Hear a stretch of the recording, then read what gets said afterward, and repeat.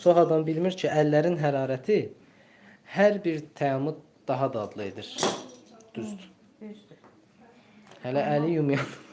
Əl yumuyanda vəbşi dadlı olur.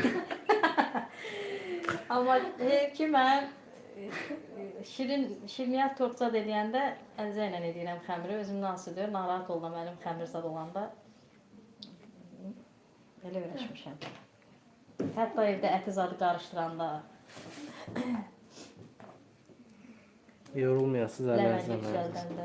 Çox sağ olun. Qanajın hazırlanmasını soruşurlar. Qanajı dedim. Deməli, şokolad nə qədər? Yağda onun yarısı qədər. Amma hazırlanmasını deyirsə, şokoladı mikrosobada əridirik. Tamam əriyir, duru hala gəlir. Sonra otaq temperaturunda yağı əlavə edib mikserdən keçirdirik. Qarışır bir-birinə. Qarışandan sonra axıntılı olur, yumşaq olur. Onu bir damcı gözləyirsən, qalır bir damcı bərkir. Ondan sonra təzədən mikserdən keçirdirsən. Onu o qədər mikserdən keçirdirsən ki, qanajımız yüngülləşir, həcmi artır. Yoxsa elə yağla şokoladı qarışdıran kimi qanaj oldu, durum onu istifadə edeyim. Yox, onda ağır olur qanaj. Mikserdən keçirtmək lazımdır. Sonra da qanaj bərkir.